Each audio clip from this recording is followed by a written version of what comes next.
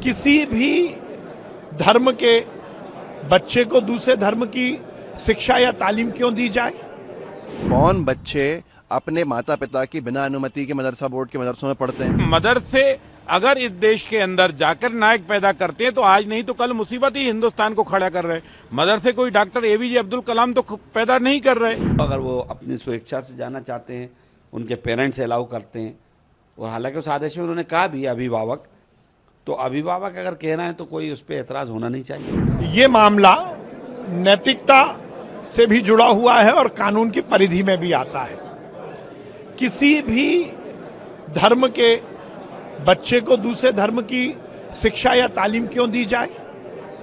ये तो मदरसा के प्रशासन को भी ध्यान रखना चाहिए। गैर मुस्लिम बच्चों को इस्लाम की पढ़ाई क्यों पढ़ाई जा रही है? निश्चित रूप से यह निर्णय बहुत स्वागत योग्य है और ये सुनिश्चित करना बहुत आवश्यक है कि मदरसों में गैर मुस्लिम बच्चे ना पढ़ें, उन्हें किसी भी तरह की इस्लाम की पढ़ाई ना कराई जाए। अब कांग्रेस इसको लेकर विरोध करेगी, उनको तो करना ही है, क्योंकि इस देश में नेहरू से लेकर अभी तक कांग्रेस ने विघटन ही तो किया, तुष्टीकरण ही को तो आगे बढ़ाया है। तुष्टीकरण की राजनीति का ही तो परिणाम है कि राहुल गांधी संसद में हिंदुओं को हिंसक कहते हैं। ये तुष्टीकरण का ही तो परिणाम है कि दिग्विजय सिंह भगवा आतंकवाद जैसे शब्द कहकर सनातन को पूरी दुनिया में बदनाम करते हैं। ये तुष्टीकरण का ही तो परिणाम है कि चिदंबरम और दिग्विजय सिंह जैसे नेता आतंकवादियों को संरक्षण और पाकिस्तान परस्ती की बात करते हैं। निश्चित रूप से मदरसा प्रशासन को ये सुनिश्चित करना चाहिए कि कोई गैर मुस्लिम बच्चा वहां पर इस्लाम की पढ़ाई ना करे, और यदि इस तरह का कुछ होगा तो उन पर कार्रवाई की जाएगी। आज मध्य प्रदेश का प्रत्येक नागरिक ये सोचने में मजबूर है कि मध्य प्रदेश की सरकार किस तरह सांप्रदायिक सौहार्द बिगाड़ने का काम करने में लगी है। अपनी नाकामियों को छिपा के मध्य प्रदेश में एक सांप्रदायिक विवाद खड़ा करने का प्रयास जो निरंतर चल रहा है वो आज सबको समझ में आ रहा है। कौन बच्चे अपने माता पिता की बिना अनुमति के मदरसा बोर्ड के मदरसों में पढ़ते हैं? मदरसा बोर्ड के मदरसे मतलब स्कूल्स जो मदरसा बोर्ड द्वारा संचालित किए जाते हैं। मदरसा बोर्ड मध्य प्रदेश मदरसा बोर्ड है जो सरकार की संवैधानिक संस्था है।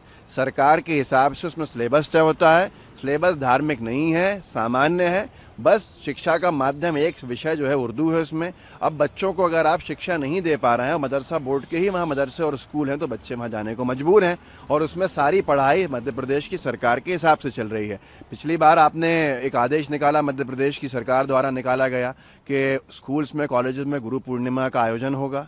उसमें आपने क्या किसी गैर हिंदू बच्चों के माता पिता से अनुमति ली थी? नहीं ली थी। यही भारत की परंपरा है, यही संस्कृति है कि सारे धर्म के बच्चे हर एक जगह पे पढ़ सकते हैं। मध्य प्रदेश के मदरसा बोर्ड द्वारा संचालित अगर कोई स्कूल मदरसा है तो वो गैर कानूनी नहीं है। ये सांप्रदायिक सौहार्द बिगाड़ने में लगे हैं। इनका कभी भी मकसद नहीं रहा कि ये शिक्षा का स्तर ऊपर करें, बल्कि यही सब विवाद करते रहें और शिक्षा के मंदिरों को विवाद का अड्डा बनाएं। मैं मध्य प्रदेश सरकार को बहुत बहुत धन्यवाद बधाई देता हूं। माननीय मुख्यमंत्री डॉक्टर मोहन यादव जी को भी धन्यवाद देता हूं कि उनने मदरसों के बारे में जांच शुरू की और दूसरे मदरसों के बारे में गैर मुस्लिम लड़कों के प्रवेश पर भी प्रतिबंध लगाने की बात हुई है, क्योंकि इससे ये साबित है कि मदरसे एक तरह से मजहबी ज्ञान दे रहे हैं।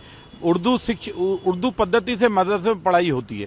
मदरसे मध्य प्रदेश शिक्षा मंडल के आधार पर नहीं चल रहे, सीबीएसई के आधार पर मदरसे नहीं चल रहे।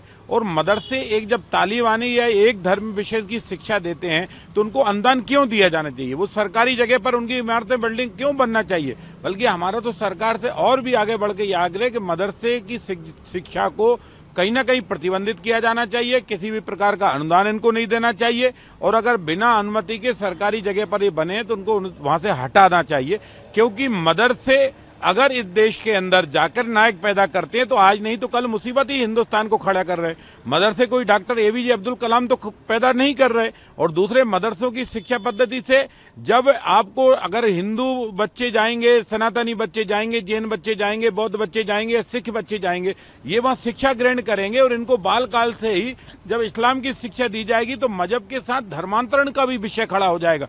राष्ट्र को एक नया संकट और सामना करना पड़ेगा। इसलिए शिक्षा पद्धति हो बाबा साहब के अम्बेडकर के संविधान के अनुसार हो, शिक्षा सब धर्मों का सम्मान करने वाली हो, शिक्षा किसी धर्म के खिलाफत करने वाली ना हो। मदरसे की शिक्षा ये दूसरे धर्मों के खिलाफत करने वाली शिक्षा है। इसलिए सरकार ने निर्णय ठीक लिया है, इसको सख्ती से पालन किया जाए और टोटल अनुदान बंद किए जाए और जांच करके और जो इस तरह का व्यवहार कर रहे हैं सरकार के इनके खिलाफ उन पर कार्रवाई की जाए। ये आदेश बड़ा घुमा फिरा के दिया है और इस आदेश में एक शब्द का प्रयोग भी करा है कि दूसरे बच्चे, इसमें एक धर्म के बच्चे शिक्षा नहीं जा सकते। तो मेरा ऐसा मानना है कि फ्रीडम है उनको, अगर वो अपनी स्वेच्छा से जाना चाहते हैं, उनके पेरेंट्स अलाउ करते हैं। और हालांकि उस आदेश में उन्होंने कहा भी अभिभावक, तो अभिभावक अगर कह रहे हैं तो कोई उस पर एतराज़ होना नहीं चाहिए। दो तरह के मदरसे हैं, अभी शासन को यह भी स्पष्ट नहीं है कि मदरसे पे किस मदरसों पे बात कर रहे हैं।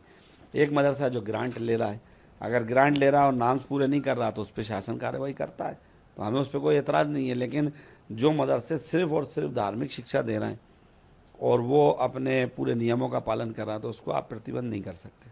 बीजेपी के विधायक हैं, वो कह रहे हैं कि मदरसा सिखाता ही क्या है, वो तो जाकिर नाइक जैसे वो लोग बनाता है, उर्दू के अलावा सिखाता ही क्या है, उनका कहना है। ये बहुत अच्छी बात कर रहे हैं वो, क्योंकि उन्होंने पढ़ाई ज़्यादा करी नहीं होगी मुझे लगता है। वो ये भूल गए कि देश के पूर्व राष्ट्रपति राजेंद्र प्रसाद जी, मुंशी प्रेमचंद जी, जो बहुत बड़े लेखक हैं जिनकी किताबें अभी भी लाइब्रेरी में मिल जाएंगी, राजा राम मोहन राय, ऐसे लोग मदरसों से ही पढ़ कर गए।